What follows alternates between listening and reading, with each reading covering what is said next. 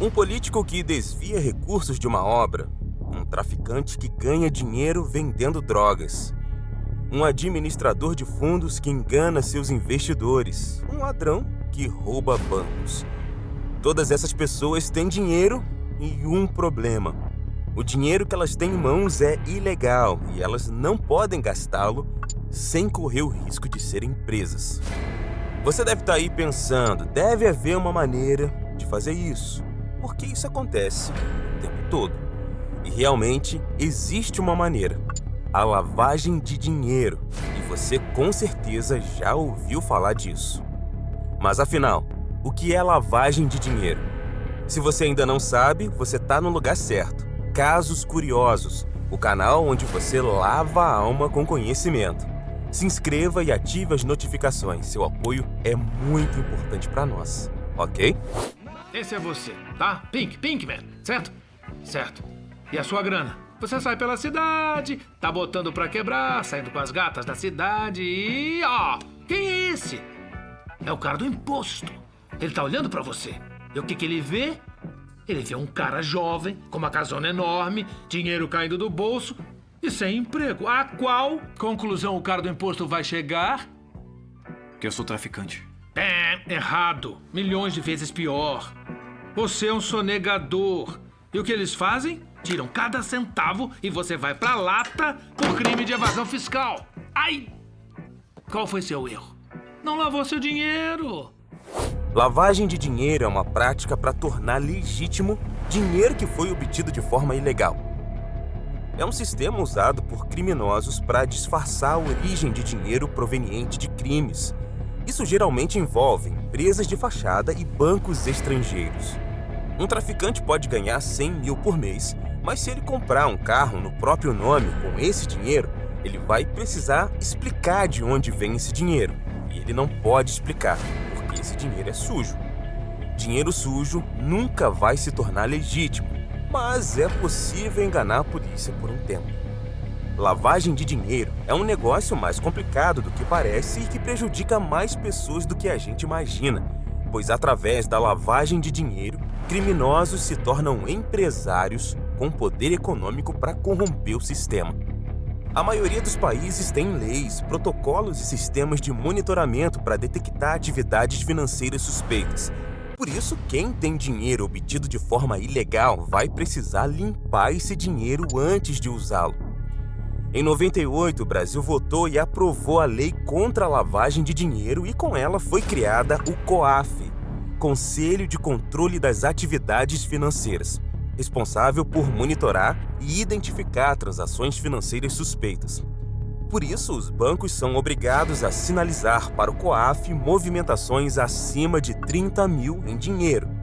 Na realidade, hoje, constantes movimentações em dinheiro são consideradas suspeitas e podem ser reportadas para o COAF. Se alguém faz 5 depósitos de 10 mil reais, isso já é considerado suspeito. Tudo isso porque o órgão percebeu que criminosos dividiam os depósitos em vários depósitos menores, tentando burlar o sistema. Essa apuração é especialmente importante para evitar que grupos criminosos cresçam e usem esse poder econômico para se infiltrarem na sociedade de maneira aparentemente legítima. Uma estimativa das autoridades em finanças aponta que 5% do PIB mundial está ligado a alguma atividade criminosa. São aproximadamente 800 bilhões de dólares. No Brasil, a estimativa é que os criminosos lavem pelo menos 500 bilhões de reais por ano. A maior parte desse dinheiro tem origem em 2 tipos de crime: o tráfico de drogas e a corrupção política. Para limpar todo esse dinheiro, são necessários muitos esquemas e pessoas envolvidas. Pequenas quantidades de dinheiro fazem uso de um esquema bem básico. Os criminosos criam uma empresa de fachada, algum tipo de negócio onde os clientes gastam dinheiro em espécie.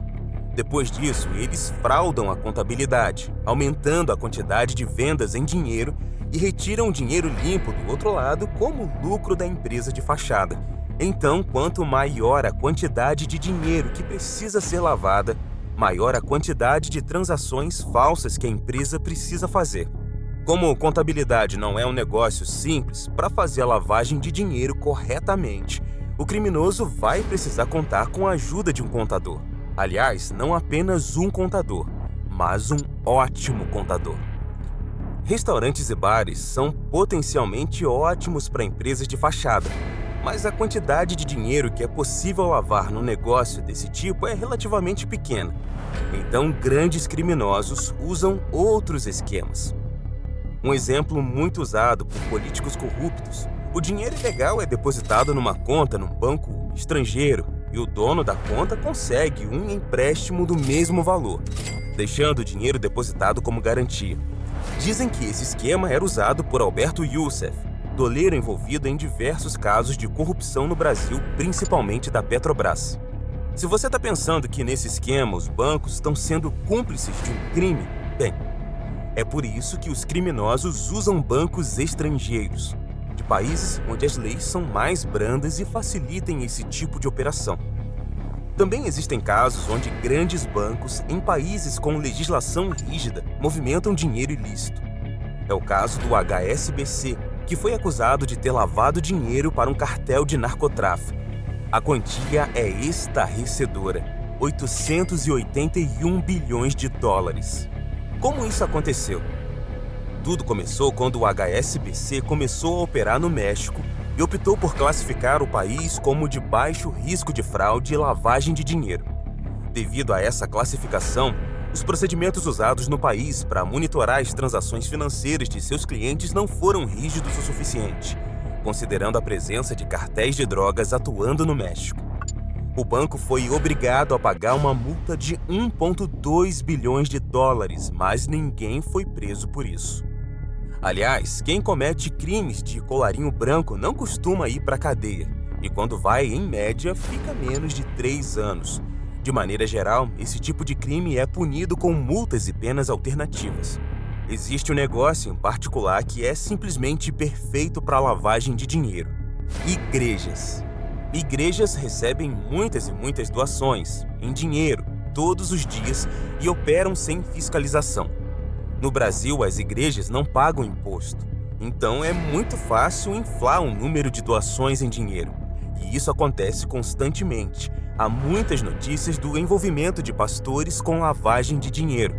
Provavelmente esse é o motivo porque os políticos não criam leis obrigando igrejas a pagarem impostos. Uma mão lava a outra. Um esquema também muito utilizado são as mulas de dinheiro. Mula é uma gíria usada para uma pessoa que leva alguma coisa ilegal de um lugar para o outro. Por exemplo, mulas do tráfico são pessoas pagas para transportar drogas e correr o risco no lugar dos grandes traficantes. Da mesma forma que as mulas de dinheiro viajam com malas cheias de dinheiro para países com leis financeiras mais fáceis de burlar. Chegando lá, elas depositam o dinheiro no sistema bancário e este dinheiro já está praticamente limpo. Se você assistiu O Lobo de Wall Street, você deve se lembrar de algumas cenas onde isso acontece. Aliás, o assunto crimes financeiros e lavagem de dinheiro costuma render ótimos filmes e séries. E de fato existem muitas obras de ficção que relatam muito bem a lavagem de dinheiro. Nós já vamos falar de algumas, mas antes podemos falar sobre alguns casos reais, tão interessantes quanto a ficção. É o caso de Al Capone, que, dizem, criou o termo lavagem de dinheiro. Como ele precisava de um negócio aparentemente legítimo para limpar seu dinheiro sujo, Capone comprou uma rede de lavanderias, daquelas que funcionam com moedas e notas. Um negócio perfeito para quem precisa lavar dinheiro. Considerado um gênio do crime, ele eventualmente foi preso por não pagar seus impostos corretamente. Sim, no processo de lavagem de dinheiro, é preciso pagar impostos para que o recurso se torne legítimo. Gênios do crime não se tornam famosos, pois eles nunca são pegos. Um caso curioso de um criminoso que não se preocupou tanto com lavagem de dinheiro foi Pablo Escobar, que no auge do seu sucesso chegou a ganhar 22 bilhões de dólares por ano, mas nunca investiu muito em lavagem de dinheiro. Por isso, ele mantinha seu dinheiro em lugares precários, como buracos no chão e depósitos. Hoje, sua esposa e seu filho vivem uma vida de classe média, sem luxos. Os dois vivem na Argentina e recentemente foram acusados de lavagem de dinheiro através de investimentos imobiliários, mas nada próximo ao que Escobar arrecadava. O que faltava na vida de Escobar era um Marty Byrde. Se você já assistiu a série Ozark, você sabe muito bem por quê. Em outros seriados de sucesso sobre o mundo do crime e do tráfico de drogas, como Breaking Bad, lavagem de dinheiro é uma parte da história. Um dos problemas que os personagens precisavam resolver para poderem aproveitar seu dinheiro. Em Breaking Bad, Walter White e sua esposa Skyler compraram um lava-jato para lavarem o dinheiro que ele ganha no tráfico de metanfetaminas. Uma agente aposentada do FBI, especialista em lavagem de dinheiro, analisou a forma como filmes e séries retratam o assunto e, segundo ela, Breaking Bad aborda a lavagem de dinheiro de forma bastante realista. Um lava-jato movimenta dinheiro vivo e, na história, Skyler é contadora, muito conveniente. Outro personagem da série, Gus Fring, também envolvido com tráfico de drogas, é proprietário de uma rede de fast food, que ele usa para lavar dinheiro e também para distribuir drogas. Novamente, um cenário possível para a vida real. Já no spin-off You Better Call Saul, que conta a história do advogado Saul Goodman, a lavagem de dinheiro aparece já no final da história, quando ele passa a representar Walter White e Jesse Pinkman. Mas, em se tratando de lavagem de dinheiro, nenhuma outra produção se compara com Ozark. Enquanto em outras histórias a lavagem de dinheiro é uma pequena parte do enredo, aqui ela é o tema principal. A série conta a história de Marty Byrde, um consultor financeiro que lava dinheiro para um cartel de drogas no México. Quando seu sócio tenta roubar dinheiro do cartel e acaba morto, Marty escapa do mesmo fim, jurando para os chefes do cartel que consegue lavar 500 milhões de dólares em Ozark, uma daquelas cidades do litoral que se tornam mega movimentadas durante o verão. Assim que ele se muda para Ozark com sua família e o resto é melhor você assistir, né? Porque essa série é realmente muito boa, principalmente se você curte esse tipo de assunto.